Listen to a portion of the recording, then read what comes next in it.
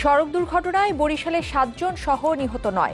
শৃঙ্খলা ফেরাতে সরকার প্রধানের নির্দেশনা বাস্তবায়ন হয়েছে সামান্যই।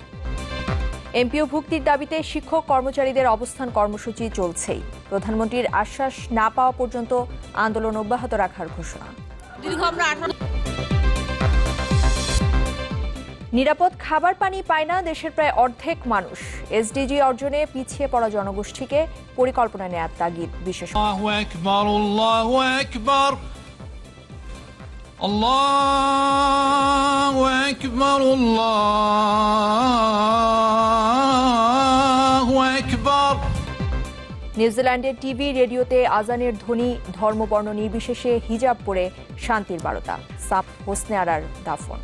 পুরো খবর শিরোনামে আপনারা শুনছিলেন। শালা দুলাভাই মিলে ফার্মার্স ব্যাংকের খাতুনগঞ্জ শাখা থেকে ঋণের নামে লুটে নিয়েছেন ৫০ কোটি ৬৩ লাখ টাকা। এসব তথ্য উঠে এসেছে সাবেক ফার্মার্স এবং বর্তমানে পদ্মা ব্যাংকের ৩০ ডিসেম্বর ভিত্তিক সদ্য সমাপ্ত ফাংশনাল নিরীক্ষা প্রতিবেদনে। যা হয়েছে তৎকালীন পর্ষদ সদস্য আবু আলমের সরাসরি হস্তক্ষেপে। ব্যাংকটির খাতুনগঞ্জ শাখার ঋণ অনিয়ম নিয়ে নাসের বাবুর ক্যামেরায় বিস্তারিত জানাচ্ছেন মজুমদার বাবু। আজ দেখব প্রথমটি। চট্টগ্রামের খাতুনগঞ্জ বাংলাদেশের নিত্যপণ্য মজুদ ও সরবরাহের লাইফলাইন। এই খাতুনগঞ্জ ফার্মার্স ব্যাংক শাখার কিছু গ্রাহক শত শত কোটি টাকা লুটে নিয়ে ব্যাংকটিকে রীতিমতো লাইফ সাপোর্টে নিয়ে গেছেন। এদের একটি বাংলাদেশ ট্রেডিং প্রতিষ্ঠানটির ঠিকানা ৩২১ ভাই ভাই মার্কেট, আসাদগঞ্জ।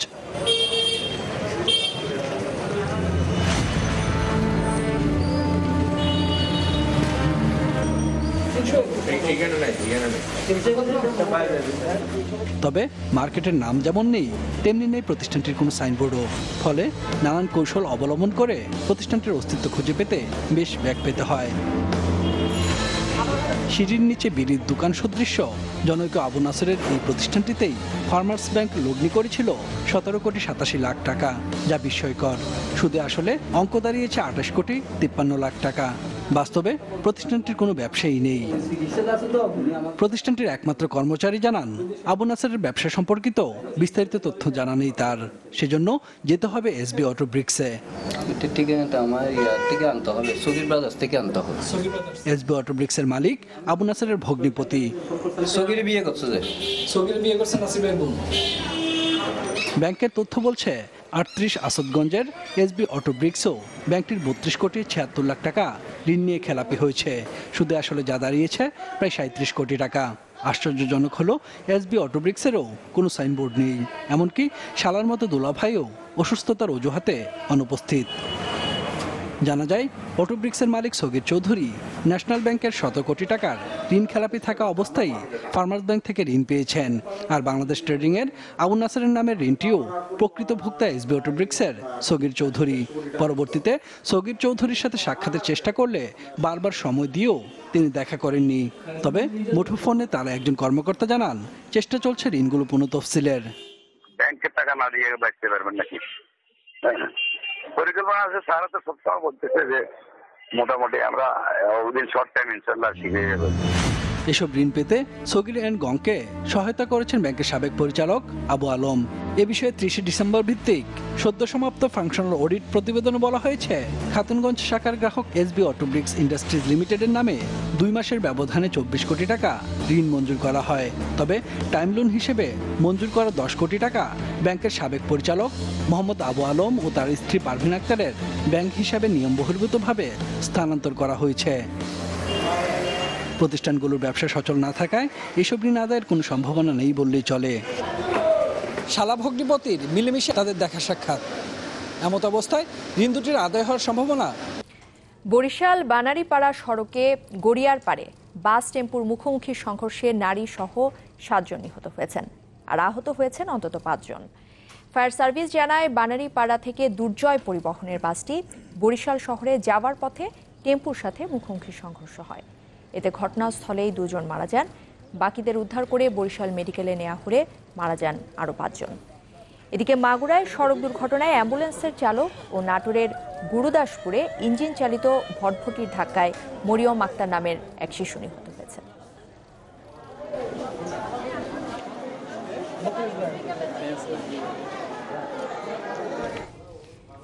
7 মাসেও পুরোপুরি বাস্তবায়ন হয়নি সড়কে শৃঙ্খলা ফেরানোর জন্য প্রধানমন্ত্রীর দেয়া নির্দেশনা।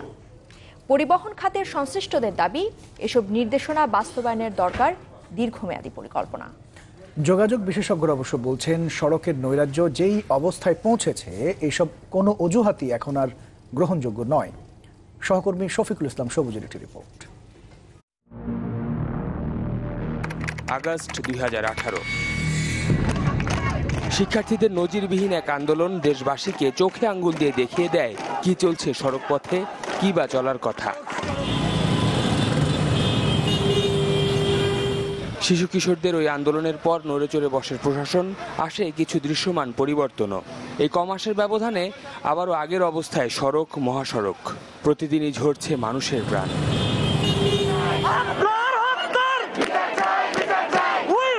গেল মঙ্গলবার রাজধানীতে এক শিক্ষার্থীর মৃত্যুর ঘটনায় আবারও রাজপথে শিক্ষার্থীরা। যদিও সড়কের এই বিশৃঙ্খলা রোধে গেল বছর সুনির্দিষ্ট বেশ কিছু নির্দেশনা দিয়েছিলেন প্রধানমন্ত্রী শেখ হাসিনা। এই 7 মাসে তার কতখানি বাস্তবায়ন করতে পেরেছেন সংশ্লিষ্টরা, তা জানতে চাই যাত্রী চালকদের কাছে। আমাদের এখন সিঙ্গেল ড্রাইভারেই ঢাকাতে আসতে হয়, মাঝের মধ্যে 6 ঘন্টার কাছে 12 ঘন্টাও লেগে যায়, কিন্তু আমাদের তো বিশ্রামের কোনো জায়গা নাই। আমরা এভাবে আসি, ঘুমের ডিস্টার্ব হয়, আর দুর্ঘটনার এগুলাই কারণ। রাস্তা জাম সৃষ্টি হয়, রাস্তাঘাট গাড়ি ওড়কা বেশি। এখন তো কোনো পদ্ধতি নেয় না, কোনো রকম কোনো পদ্ধতি নেয়নি।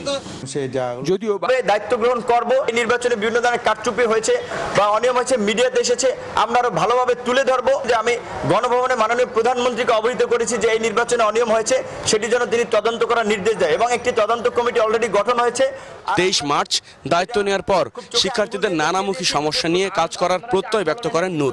ঢাকা বিশ্ববিদ্যালয় যদি প্রশ্নবিদ্ধ হয়, পুরো বাংলাদেশ প্রশ্নবিদ্ধ হবে। সেই জায়গা থেকে আপনারা দেখেছেন যে শিক্ষার্থীরা পুনর্নির্বাচনের দাবিতে আন্দোলন করতেছে এবং আমরা তাদের সাথে একাত্মতা পোষণ করেছি। কোনো শিক্ষার্থীকে জোর করে মিছিল মিটিং করানো যাবে না এবং রাজনৈতিক বিবেচনায় কোনো শিক্ষার্থীকে হলে সিট দেওয়া যাবে না। তবে ডাকসুর 25টি পদের 23টিতেই জয়ী হয়েছে ছাত্রলীগ। সমস্যার সমাধান আমাদের। হাবিবুর রহমান অফি, এটিএন বাংলা, ঢাকা। আমরা চাই না যে বিএনপি চেয়ারপারসন বেগম খালেদা জিয়াকে মুক্ত করতে আন্দোলনের প্রস্তুতি নিচ্ছে দলটি। বিএনপি নেতারা এই ইঙ্গিত দিয়ে বলেছেন, আন্দোলনের কর্মসূচি ও ধরন সময় নির্ধারণ করে দেবে। রাজধানীতে আলাদা অনুষ্ঠানে তারা দাবি করেন, বেগম জিয়া মুক্ত হলেই গণতন্ত্র ও মানুষের ভোটাধিকার প্রতিষ্ঠা সম্ভব হবে। আরো জানাচ্ছেন মনিউল আহসান। কারাবন্দী দলীয় প্রধান বেগম খালেদা জিয়ার মুক্তিকে সবচেয়ে গুরুত্ব দিয়ে দাবি আদায়ে ধীরে ধীরে রাজপথে সোচ্চার হওয়ার চেষ্টা করছে বিএনপি। জাতীয় প্রেস ক্লাবের সামনে মহিলা দলের মানববন্ধনে বিএনপির স্থায়ী কমিটির সদস্য ডক্টর আব্দুল মঈন খান বলেন, এক ব্যক্তি বা এক দলের শাসন প্রতিষ্ঠার জন্য বাংলাদেশ স্বাধীন হয়নি। বাকশালকে সমর্থন করে সম্প্রতি প্রধানমন্ত্রীর দেয়া বক্তব্যের কঠোর সমালোচনা করেন বিএনপির নেতা। এই সরকার অলিখিত বাকশালের ক্ষমতা প্রয়োগ করে আপনাদের স্বাধীনতা, আপনাদের স্বাধীনভাবে কথা বলার যে অধিকার, সেই অধিকার কেড়ে নিয়েছে, কিন্তু এটা চিরদিন তারা করতে পারবে না। গণতন্ত্রকামী মানুষ খালেদা জিয়ার নেতৃত্বে পুনরায় এদেশে গণতন্ত্র কায়েম করবে। সে গণতন্ত্র হবে বহুদলীয় গণতন্ত্র। প্রেস ক্লাবে জিয়া পরিষদের আলোচনা সভায় বিএনপি নীতি নির্ধারক আমির খসরু মাহমুদ চৌধুরী বলেন, জনগণের ভোটাধিকার কেড়ে নিয়ে আওয়ামী লীগ এখন সম্পূর্ণ জনবিচ্ছিন্ন দলে পরিণত হয়েছে।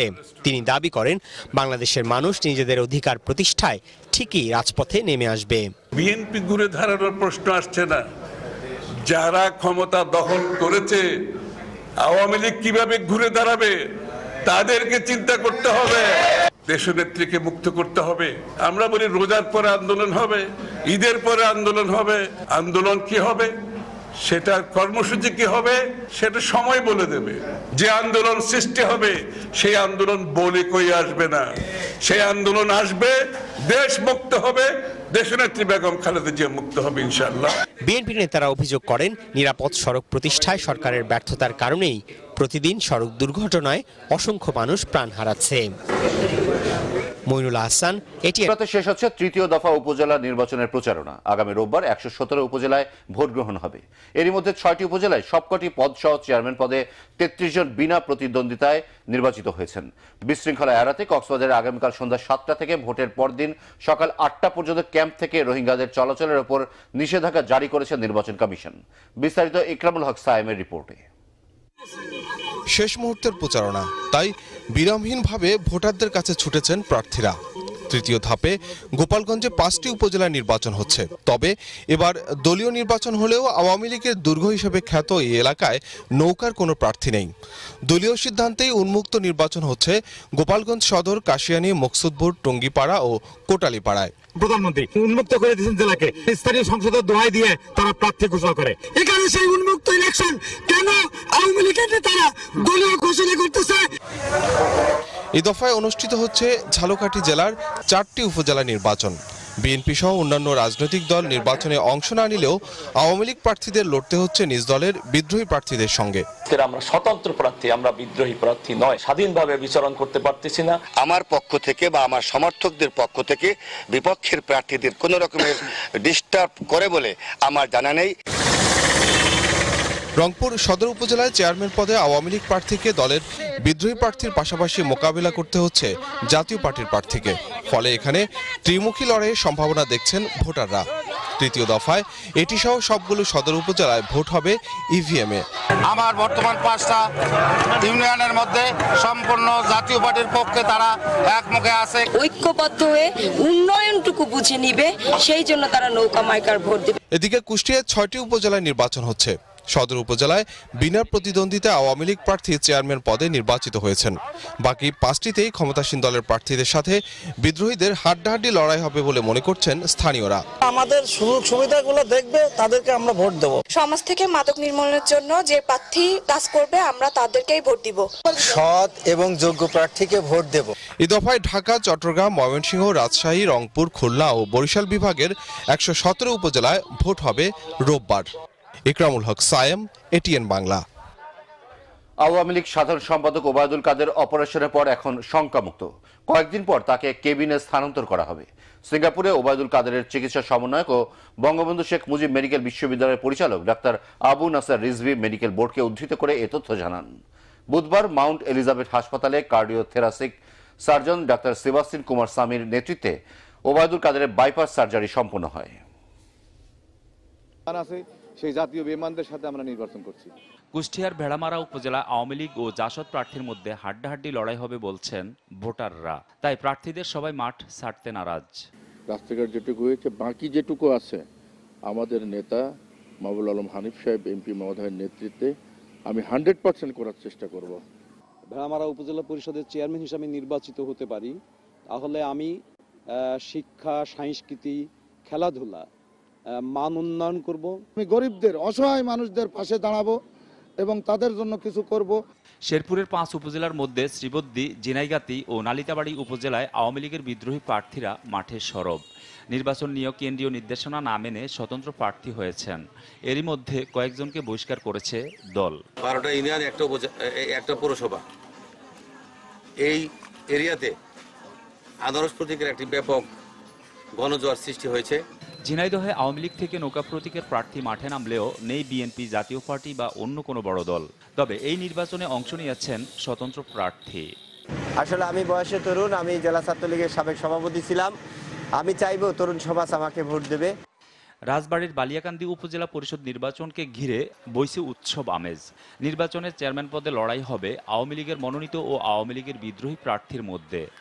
তাই এবার আওয়ামী লীগের ভোটাররা বিভক্ত হয়ে পড়েছে। চাঁদাবাজি, মাদক মুক্ত সমাজ গড়ে তুলব। শহরের গ্রামকে শহরে রূপান্তরিত করব। শরীয়তপুরের গোসাইরহাট উপজেলা নির্বাচনে চেয়ারম্যান পদে 2 জন প্রার্থী উভয় একে অপরের বিরুদ্ধে পাল্টাপাল্টি অভিযোগ করছে। পুরুষ ভাইস চেয়ারম্যান পদে 4 জন, মহিলা ভাইস চেয়ারম্যান পদে 2 জন প্রার্থী প্রতিদ্বন্দ্বিতা করছেন। নির্বাচনকে প্রতিদ্বন্দ্বিতাপূর্ণ করার জন্য যদি কেউ নির্বাচন করে তাহলে তারা নির্বাচন করে তারা ওয়েলকাম করবে। আমি সেই ভরসার থেকে নির্বাচনে এসেছি। মাইক ভেঙে দিছে, ট্রলি ভাঙিয়ে দিছে, এটা নিয়ে আমি থানায় অভিযোগ করেছি এবং তারা স্বীকার করে তারা এখানে আমার সাথে বসে একটা সমাধান করে দিয়েছি। আমি নড়াইল জেলার 3 উপজেলার চেয়ারম্যান, ভাইস চেয়ারম্যান ও নারী ভাইস চেয়ারম্যান পদে প্রতিদ্বন্দ্বী প্রার্থীরা শেষ মুহূর্তে প্রচারণায় ব্যস্ত সময় পার করছে। নগরবাসীও